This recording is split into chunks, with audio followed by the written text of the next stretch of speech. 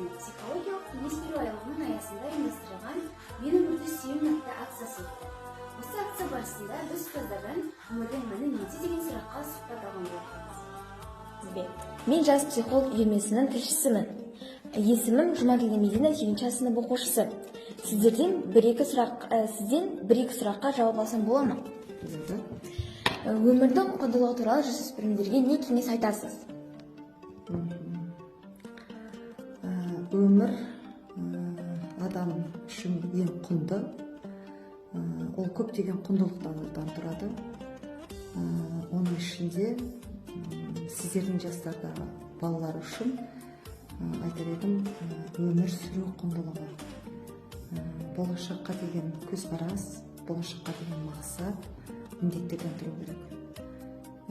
Бірінші кезекте енді оқушылар ол тәрбиесімен, білімімен, бүгінгі заман талабына сай өзінің біліктілік, құзыреттілігін көрсете білу керек. Сондықтан да өмір сүру өте жақсы. Өмір сүруге талпыныс керек, өмірді сүйе білу керек. Біз көбінесе өмір сүрудің осы құнды жақтары дегенде көбінесе жеңілірек ойлап қалатын сияқтымыз. Сіздерді ата-аналарыңыз өмірге алып келген кезде өзінің ізбасары, өзінің өмірінде қалатын тұяқ ретінде, із ретінде өмірге әкеледі. Сондықтан да сіздердің өмірлеріңіздегі ең алғашқы мектептегі жетістіктеріңіз үшін көп қуанады. Одан кейін сіздердің қызмет істеп, өз қол, былайша айтқанда, қазақша айтқанда, өз қолдарыңыз, өз ауыздарыңызға жеткен кезде тағы бір қуанады. Міне осындай өмірдің бір кезеңдеріне өткен сайын ата-ана қуанып отырады.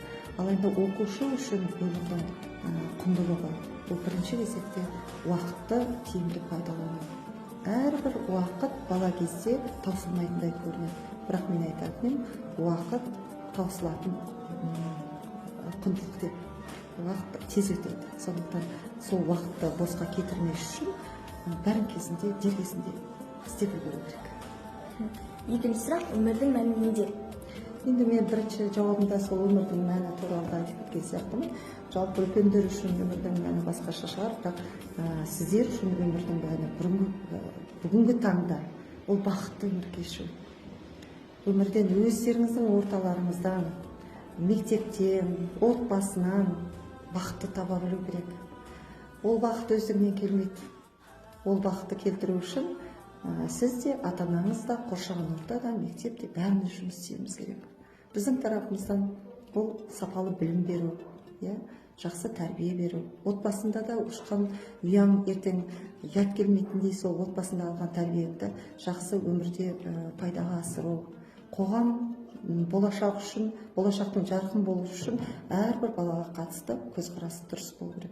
Сондықтан өмірдің мәні бүгінгі таңда ең бастысы айтар едім, бұл өмір сүруге деген құштарлық. Өмір сүре білейік. Үлкен рахмет. Университеттің 8-ші сынып оқушысы Ерқадыр Арайлым және жас психолог үйірмесінің тілшісімін. Сізден бір-екі сұраққа жауап алсақ дегеніміз. Сіз үшін өмірдің мәні неде? Өмірдің мәні неде дейсіз бе? Бұл өмірде адам баласы өмірге келгеннен кейін әрдайым жақсы нәрсені үйреніп, жаманнан жирену керек.